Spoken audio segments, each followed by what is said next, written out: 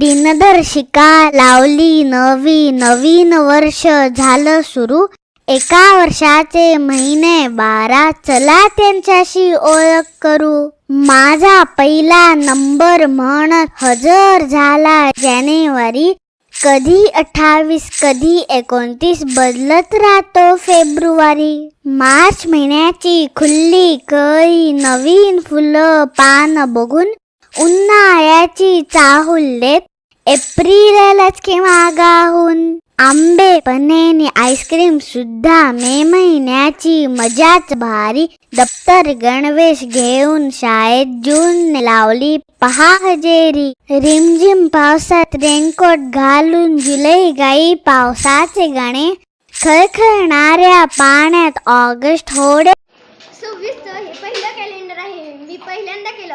मॅडमनी हा आम्हाला उपक्रम सांगितला तेव्हा तर मला खूपच आनंद वाटला, पण नंतर असं वाटलं हे खूप अवघड आहे. पण थोडं थोडं करत गेले, नंतर असं वाटलं हे सोपं आहे.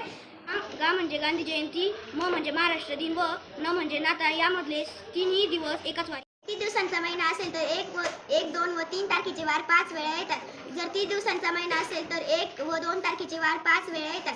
जर 29 दिवसांचा महिना असेल तर 1 तारखेचा वार 5 वेळा येतो. जर 28 दिवसांचा महिना असेल तर कोणताही वार 5 वेळा येत नाही. धन्यवाद. मला कॅलेंडर बनवताना आनंद झाला खूप. त्याच्यावर कोणते काय लिहायचं ते पण पाठ करतात. समजलं की जो 1 तारखेचा वार आपण बघू. आता 1 तारखेचा वार आपण बघितला. 1 तारखेचा वार 29 तारखेला आलाय बरोबर. आपण 2 तारखेचा वार बघितला 30 ला आलाय.